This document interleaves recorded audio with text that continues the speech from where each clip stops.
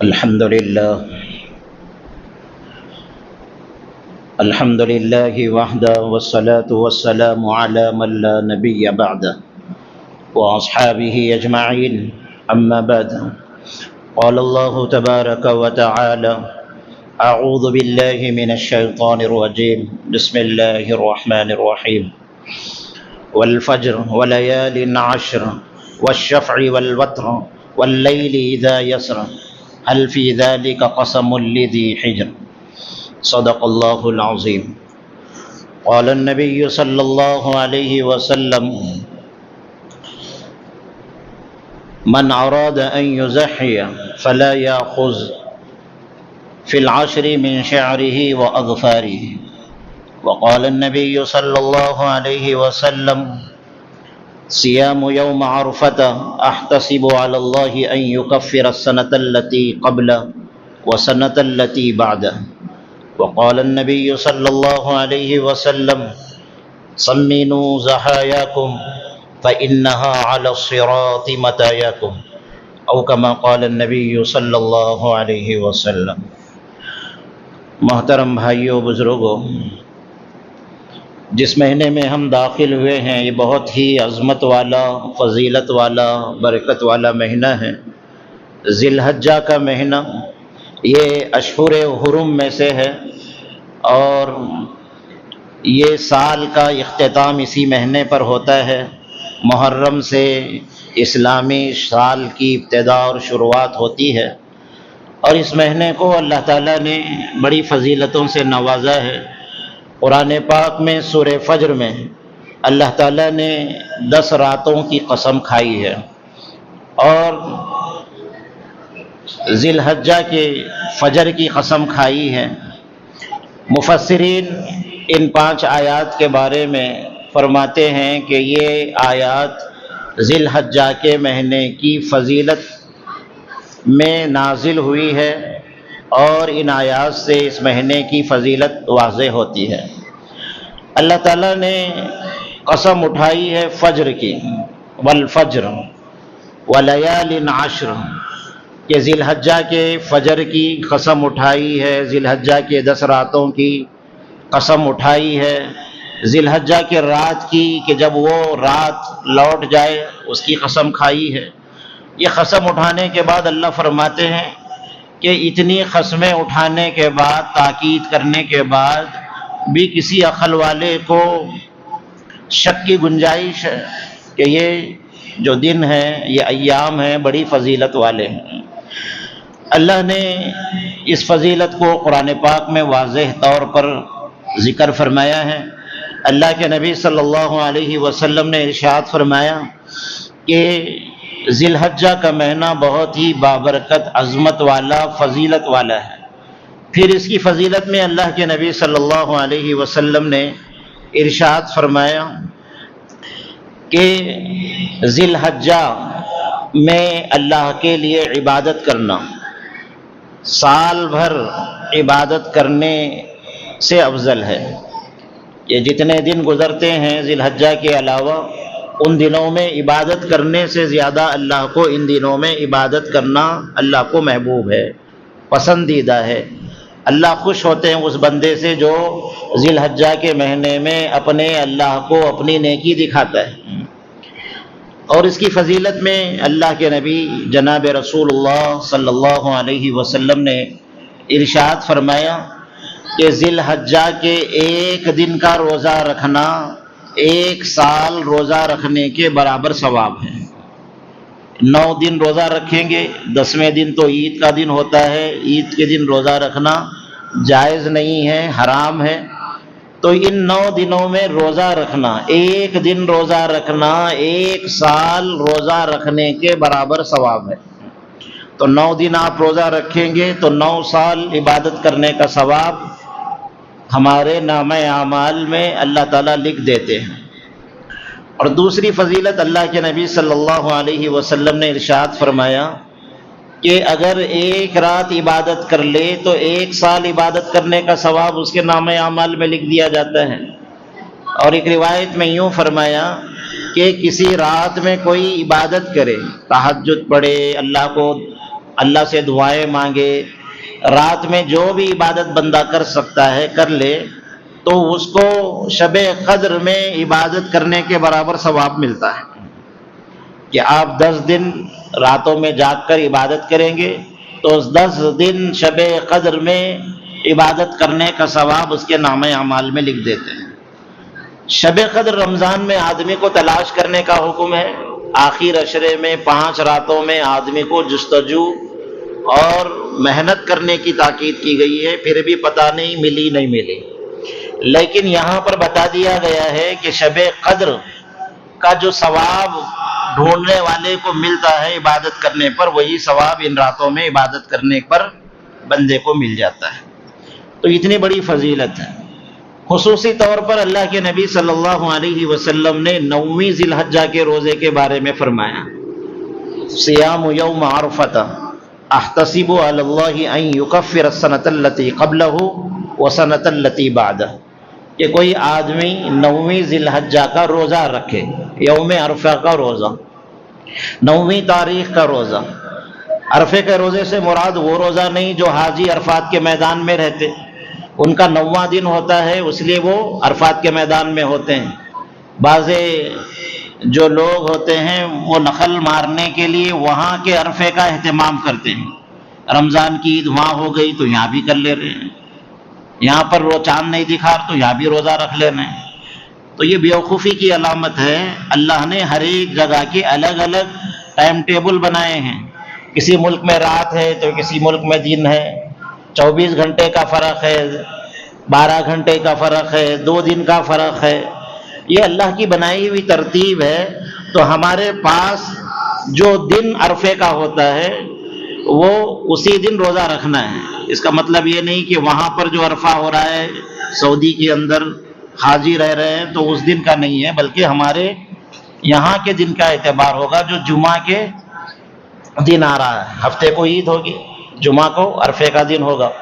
تو اس روزے کی فضیلت کو خصوصیت کے ساتھ اللہ کے نبی نے بتایا، احتسب، کہ میں اللہ کی ذات سے امید رکھتا ہوں، اللہ کے نبی فرمانے ان یکفر السنۃ التی قبلہ وسنۃ التی بعدہ، کہ 1 سال کے پچھلے گناہ، 1 سال کے اگلے گناہ، 2 سال کے گناہ اللہ تعالیٰ عرفے کے روزے کی برکت سے اس کے معاف کر دیتے ہیں۔ گناہوں کو 2 سال کے گناہ اللہ تعالیٰ اس کے معاف فرما دیتے ہیں۔ تو 2 سال کے گناہوں سے کون سے گناہ مراد ہیں؟ صغیرہ گناہ جو زبان سے ہو گئے، ہاتھ سے ہو گئے، آنکھ سے ہو گئے، بے اختیار آدمی کے ہو جاتے ہیں، چھوٹے چھوٹے گناہ زبان سے ہو گئے، یہ جو گناہ ہوتے ہیں وہ اللہ تعالیٰ عرفے کے روزے کی برکت سے 2 سال کے گناہوں کو معاف کر دیتے ہیں۔ بڑے بڑے جو گناہ ہیں وہ توبہ کے بغیر معاف نہیں ہوتے، اسی لیے آدمی کو توبہ بھی کرتے رہنا چاہیے، اپنے بڑے بڑے گناہوں کو یاد کر کے کہ اللہ میرے فلاں فلاں گناہ معاف کر دے۔ تو چھوٹے گناہوں کا تو اللہ نے راستہ دیا ہے، معافی کا ذریعہ بھی بتایا ہے، لیکن بڑے بڑے جو گناہ ہیں وہ بندے کو ہمیشہ اس پر نظر بھی رکھنا چاہیے اور جو ہے اپنے گناہوں سے معافی بھی مانگتے رہنا چاہیے۔ یہ جو مہینہ ہے فضیلت کے اعتبار سے بہت زیادہ بڑا ہوا ہے، کیونکہ اللہ نے 2 مخصوص عبادتیں ذی الحجہ کے مہینے میں دیے۔ وہ کون سے ہیں؟ ایک قربانی والا عمل اور دوسرا حج کا عمل۔ یہ 2 عمل اسی مہینے کے ساتھ خاص ہیں، اسی لیے اس مہینے کی بہت بڑی فضیلت بھی ہے۔ 3 دن قربانی کے ہیں، 10ویں ذی الحجہ، 11ویں ذی الحجہ، 13ویں ذی الحجہ، 12ویں ذی الحجہ، 10، 11، 12، یہ 3 دن قربانی کے ہیں۔ چوتھے دن قربانی کرے تو آپ کی قربانی نہیں ہوں گی، سال بھر کرے تو بھی نہیں ہوں گی، یہ 3 دن ہی قربانی کے ہیں۔ بعض لوگ جو ہے اپنی طرف سے ضد میں آ کر ہٹ درمی میں چوتھے دن بھی قربانی کر لیتے ہیں، جان بوجھ کے کرتے ہیں، تو یہ جو ہے ان کا عمل اکارت ہے، ایسے لوگوں کے بہکاوے میں نہیں آنا چاہیے۔ ایام تشریق الگ ہیں اور ایام قربانی الگ ہیں۔ ایام تشریق جس میں تکبیر کہنا ہے وہ الگ ہے، اور قربانی کے جو دن ہیں وہ الگ ہیں۔ قربانی کے 3 دن ہیں، 10، 11، 12، ایام تشریق وہ الگ ہیں۔ یہ قربانی والا جو عمل بہت زیادہ اللہ کو محبوب ہے، خون کا خطرہ زمین پہ گرتا ہے، اللہ تعالیٰ جانور کی قربانی کو قبول کر لیتے ہیں، اور جتنے بال اس کے بدن پہ ہوتے ہیں اتنے گناہ کرنے والے کے معاف ہو جاتے ہیں۔ یہ اتنی بڑی فضیلت ہے، تو یہ ایک عمل قربانی والا ہے۔ اور دوسرا جو عمل ہے وہ حج کا عمل ہے۔ حج بھی اسی مہینے میں کیا جاتا ہے، اور حج کے 5 دن ہیں۔ اس کے علاوہ آپ جو ہے کوئی حج والے عمل کرے تو اس کا کوئی ثواب نہیں ہے، بلکہ وہ بدعت ہے، دین سے ہٹی ہوئی چیزیں ہیں۔ مینا، مزدلفہ، عرفات، اور جو ہے وہاں پر کنکریاں مارنا جا کر مینا میں جمرات کو، یہ صرف 5 دن میں ہوتا ہے۔ اس کے علاوہ پورا عرفات کا میدان، مینا کا میدان، مزدلفہ کا میدان سال بھر کھلا پڑا ہوا ہوتا ہے، کوئی نظر نہیں آتا۔ اگر کوئی جا کر مزدلفہ میں رات گزارے حج کے علاوہ، مینا میں ٹھہرے، کنکریاں مارے، عرفات میں گڑ گڑا کے دعا مانگے، تو کوئی اس کا عمل جو ہے دین کے مطابق نہیں ہے۔ دین تو بتایا گیا ہے کہ اس مہینے کے اندر ہی اعمال کرنے کا نام حج ہے، تو اللہ نے اس مہینے کو بڑی خصوصیت سے ذکر فرمایا، اور اس کے اندر 2 عظیم ترین عبادتیں اللہ تعالیٰ نے اپنے بندوں کو دی، ایک حج ہے اور دوسری قربانی ہے۔ اسی لیے بہت زیادہ اہمیت ہے اس مہینے کی، اسی لیے اللہ کو اس مہینے کے اندر، ان دنوں کے اندر عبادت کرنا بھی بہت زیادہ محبوب ہے۔ اسی لیے اس مہینے کے اندر اپنے آپ کو گناہوں سے بچانا، قرآن کی تلاوت کرنا، روزے رکھنا، ذکر کرنا، تکبیر تشریق کا بہت زیادہ اہتمام پورے دنوں میں کرنا ہے۔ وہ تو دن ہے 9ویں ذی الحجہ سے، لیکن عام دنوں میں بھی کرنے کی بڑی فضیلت آئی ہے کہ کثرت سے چلتے اٹھتے بیٹھتے جو ہے تکبیر تشریق آدمی کو کرنا چاہیے۔ اللہ کے نبی صلی اللہ علیہ وسلم نے اس مہینے کے اندر کچھ کرنے کے کام بھی بتائے، اس میں سے ایک روزہ رکھنا، راتوں میں عبادت کرنا، اور ایک روایت میں اللہ کے نبی نے فرمایا کہ جو آدمی قربانی کا ارادہ رکھتا ہے، قربانی جس کے اوپر واجب ہے، امام بخاری رحمۃ اللہ علیہ نے باب باندھا اور اس حدیث کو بھی ذکر کیا، من اراد ان یضحی فلا یاخذ فی العشر من شعرہ واظفارہ، کہ جو آدمی قربانی کا ارادہ رکھتا ہے اس کو چاہیے کہ چاند دکھنے کے بعد اپنے جسم کے بال نہ تراشے اور ناخن بھی نہ کاٹے۔ یہ عمل جو ہے مستحب ہے، لیکن اللہ کے نبی صلی اللہ علیہ وسلم کی چاہت ہے، کرنے پر بہت زیادہ ثواب ہے، اگر کوئی نہ کرے تو کوئی گناہ نہیں ہے، لیکن نبی کی خواہش اور نبی کی چاہت کو پورا نہیں کریں گے امتی بن کر تو کس کی چاہت کو پورا کریں گے۔ اور اس کے اندر ایک حکمت یہ بھی بتائی گئی، مفتی شفیع عثمانی رحمۃ اللہ علیہ فرماتے ہیں کہ جو یہ عمل کیوں دیا گیا کہ بال بھی نہ کاٹے، ناخن بھی نہ کاٹے، اس میں کیا لاجک ہے، کیا فلسفہ ہے؟ فرماتے ہیں کہ حاجی احرام باندھتا ہے تو اس کے اوپر بال کا کٹانا، ناخن کا کاٹنا اور خوشبو لگانا، سلے ہوئے کپڑے پہننا، یہ ساری چیزوں کو روک دیا گیا۔ تو اب اس حاجی کی نقل، اس حاجی کی جیسی مشابہت، اس جیسا عمل کریں گے تو اللہ تعالیٰ جو رحمتیں عرفات کے میدان میں، مزدلفہ میں، مینا میں جو ہے ان کو عطا فرمائیں گے، اللہ کی رحمت، اللہ کی مغفرت اور اللہ کی طرف سے جو برکتیں ان کے اوپر نازل ہوں گی، ان کی نقل کرنے والوں پر بھی اللہ تعالیٰ وہ برکتیں نازل فرمائیں گے۔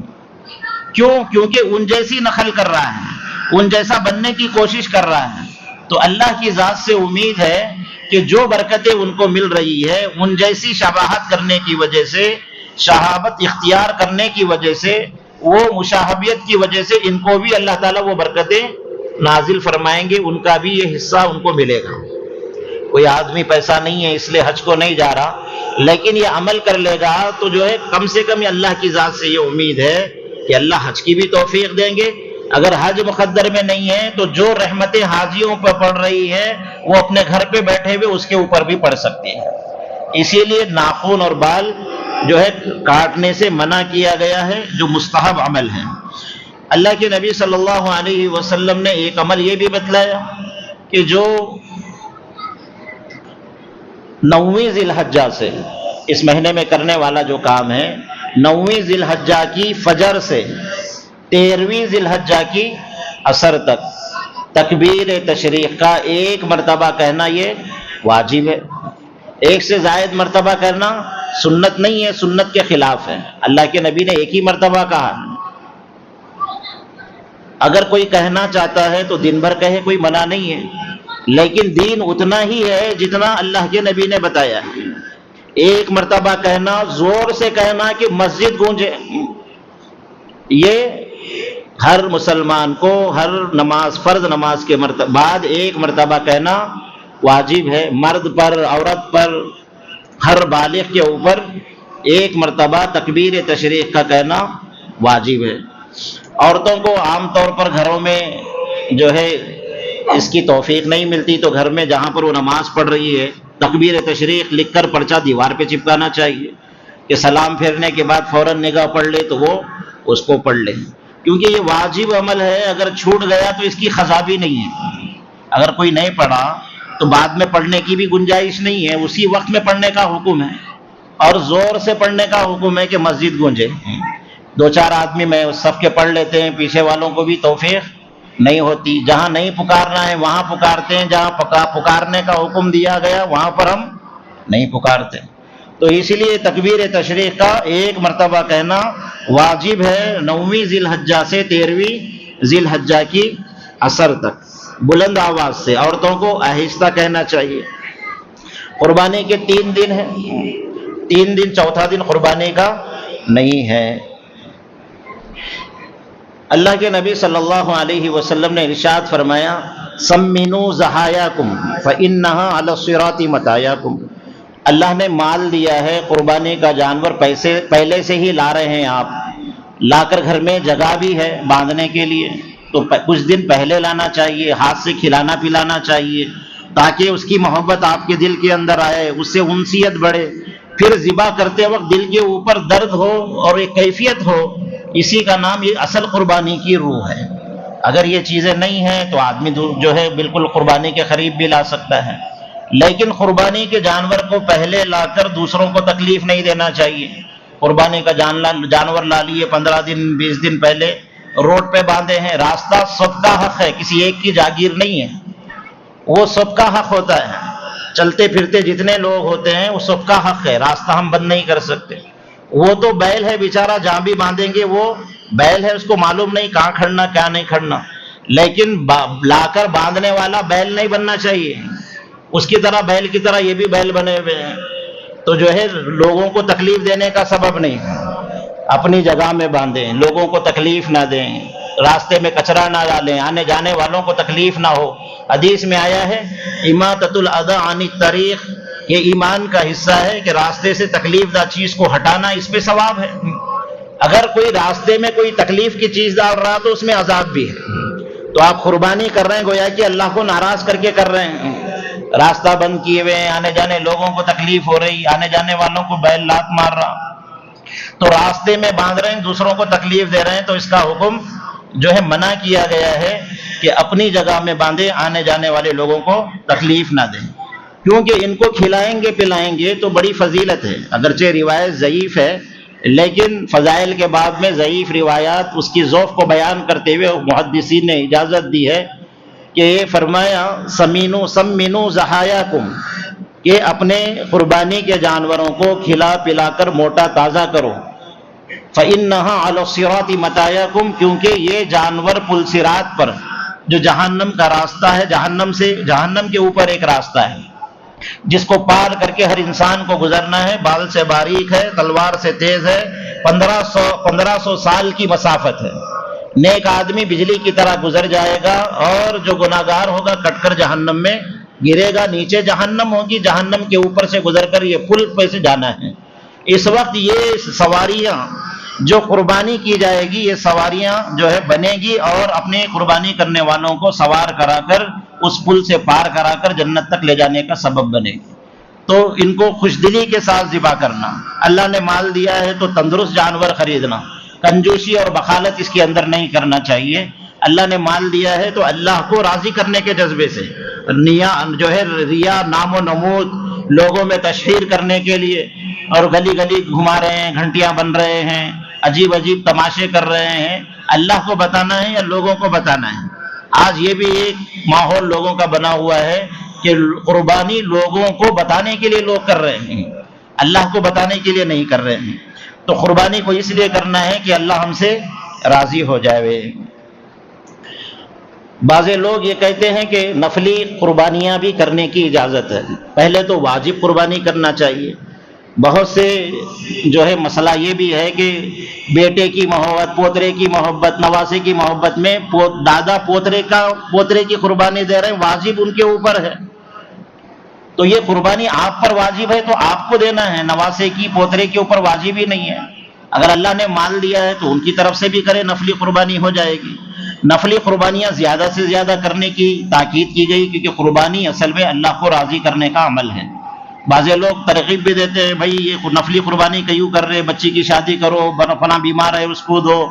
کسی شادی کرنے والے کو لوگ جا کے نہیں بولتے بھائی 1 لاکھ کے پٹاخے کئی کو اڑا رہے، یہ ویڈیو کئی کو لگا رہے، یہ کیوں نچا رہے، یہ پیسے کسی غریب بچی کو دو۔ وہاں تو بولنے کی نوبت نہیں آ رہی، جذبے نہیں ہو رہے، نیک آدمی کر رہا تو اس کو نیکی سے روک رہے ہیں۔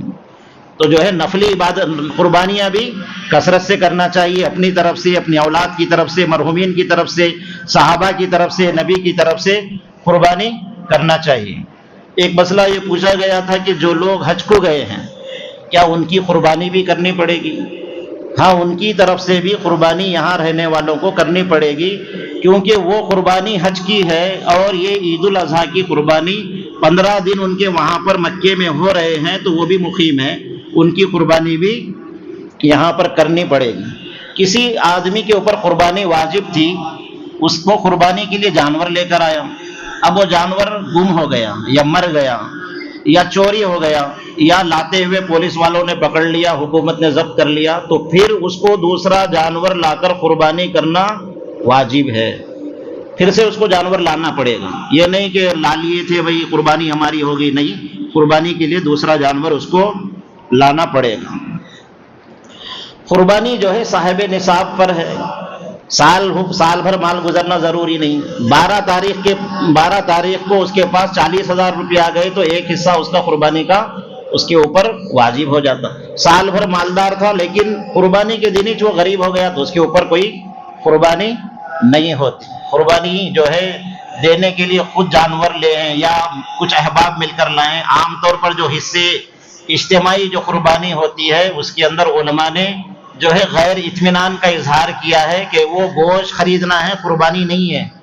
10 کلو 20 کلو اٹھا کے دے رہے ہیں تو وہ قربانی نہیں، قربانی کر رہے ہیں۔ تو 2-4 احباب خاندان کے ملیں، دوست احباب کے مل کے پیسے جمع کر کے جو ہے قربانی کا جانور لا کر کہیں ذبح کر کے خود اپنی قربانی ہاتھ سے کریں۔ اجتماعی قربانیاں آج کل فراڈ ہے، لوگ پیسے لے کے بھاگ جا رہے ہیں یا کم کا لالچ دے کر جو ہے کچھ نہ کچھ اس کے اندر گڑبڑ ہو رہی۔ قربانی گوشت کھانے کا نام نہیں ہے، اللہ کو راضی کرنے کا عمل ہے۔ اللہ تعالیٰ مجھے اور آپ کو ان اعمال کو کرنے کی توفیق عطا فرمائے۔ وآخر دعوانا الحمد للہ رب العالمین۔